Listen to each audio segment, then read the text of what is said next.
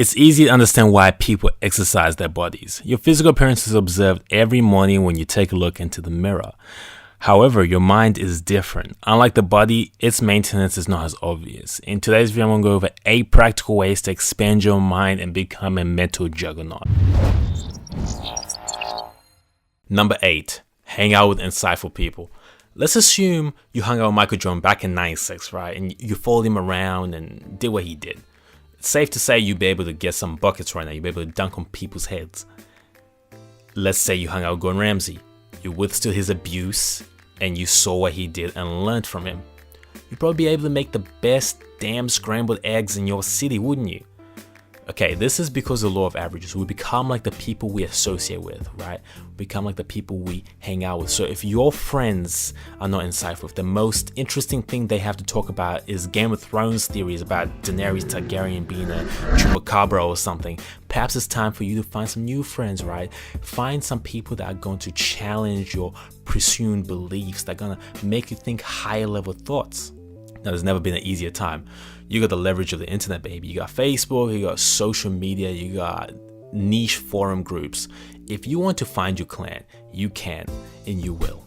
Number 7, meditation. Okay, so meditation has been practiced in the East for thousands of years, and the West is only catching up now due to scientific backing and people becoming more open-minded. There's so many benefits to it, but you have to be consistent if you really want to see them.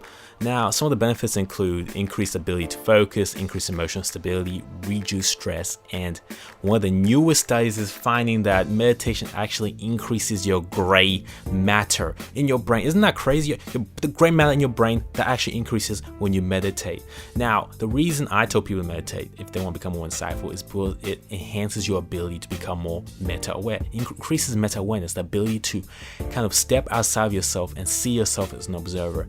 The reason this is important is because this is how you deconstruct many of the biases that you have formed over the years. This is how you question your own beliefs and get to the bottom of how you should be behaving. So you get more wisdom in this approach of things. You don't just take your subjective opinion of things, right? You gotta meditate. There's so many apps out there, Headspace, there's guided meditation on YouTube that you can check out. So many things you can do. So make that a habit. Number 6, listen to audiobooks and podcasts. If you're serious about expanding your mind, you will need to be an adherent of the Kaizen philosophy, which basically means continuous improvement in Japanese. We all have the same 24 hours, right? But what separates us is how we spend it. You can learn just about anything these days with audiobooks and podcasts. You can download new information to your brain whilst doing everyday activities such as commuting to work, vacuuming the house, cleaning your car, cleaning the dishes, even walking the dog. Personally, I can go through about like 2 to 3 audiobooks in a week if I'm consistent. That's about 100 books a year.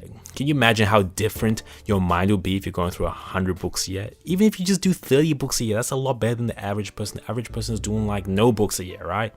So this is incredibly important. This is a game changer for you. Podcasts are also getting big, right? They're gaining huge popularity, immense popularity over the past few years.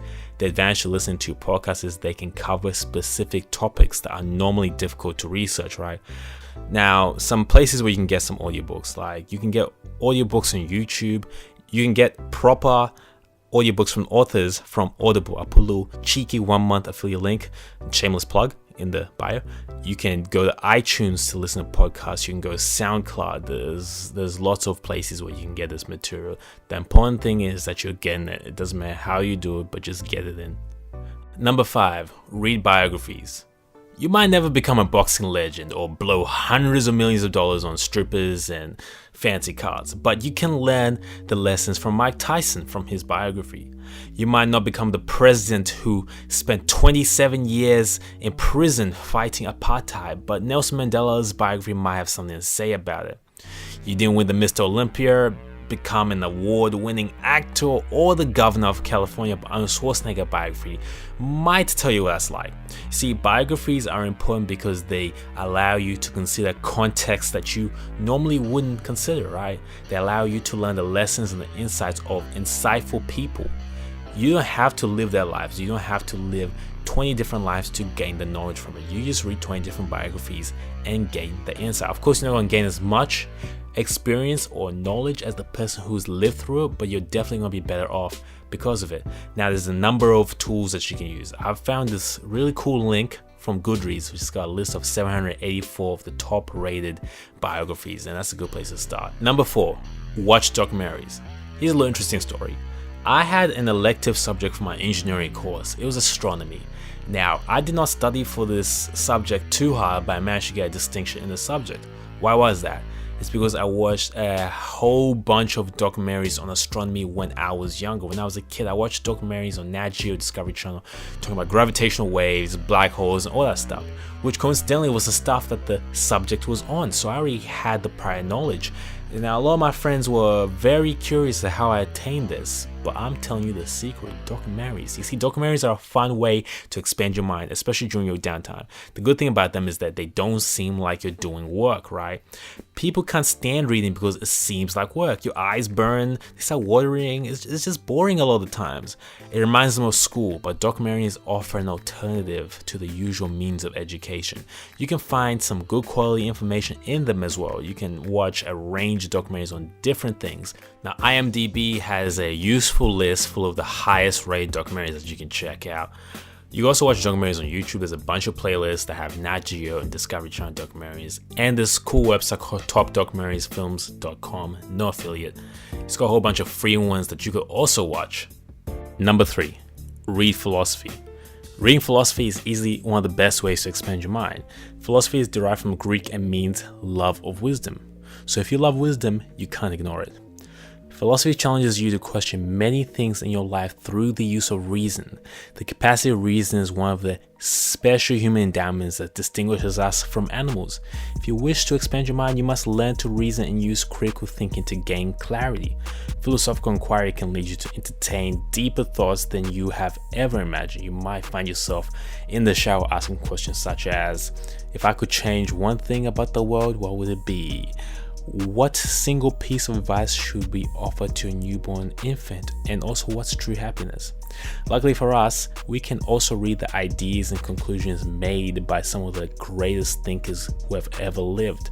We can read philosophy from both the East and the West in order to form our own personal worldview. I highly recommend it. Number 2, learn a new language. Learning a new language is like an extreme workout for the brain. It's like running a couple of marathons and then competing in a strongman competition right afterwards just for fun. Language is complex and it often shapes how we see the world. Learning a new language forces you to learn new syntax structures and a completely new vocabulary. Research has shown that people who are multilingual often have higher general intelligence, are better at planning, prioritizing, and decision making, have better focus, concentration, and attention, have better memories, exhibit mental flexibility, and they're just outright smart people, right? So it's something for you to focus on. Now, there's a bunch of tools on the internet you can use, websites such as openculture.com for free language lessons. Some apps that are out on the market right now can help you with it. There's no excuses. Learn a new language and get that brain firing. Number 1, learn programming.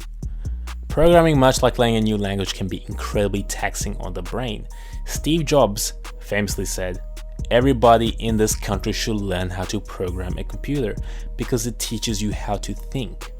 Programming requires a structured and logical way of thinking. Much like mathematics, programming is advanced problem solving that requires you to break down complicated problems into smaller, manageable pieces that can be tackled. The structured way of thinking can be applied to real-world scenarios. Good programmers are good problem solvers. It has been said that a young Bill Gates before his billionaire days would often code for 12 hours straight. Gates would fall asleep on his computer, wake up, and continue programming. See, programming has never been easy to learn. There's so many websites and resources that you can use. My personal favorite is Code Academy, where you can actually get free lessons on different languages. Doesn't really matter what language you start with, just learn a particular language and get that brain firing. Okay, here's the bottom line about expanding your mind.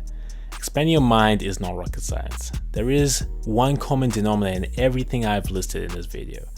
Everything challenges you to think. It challenges your mind in a certain way to get out of its comfort zone. Anything can be used as a tool to expand your mind as long as it involves you learning something new. This list is by no means exhaustive. There are many other things that I could have added but have omitted. For example, playing chess or other strategy games, learning a new musical instrument, learning cognitive biases and heuristics, building up your memory, hundreds of different things that you can do. They all share the same common motif. Work hard, get out of your comfort zone, and get the brain working. It's just like a muscle, it's just like your biceps. Go and get it. Get after it. So, this is the end of the video. You must have really liked it if you got this far. Yeah, am I right? Yeah, am I right? Okay. If you liked it, please click subscribe and hit the post notifications, because YouTube is doing this weird thing right now where if you subscribe, it doesn't even show you my videos. Very strange stuff. But yeah, click those post notifications. We're all good. Till next time.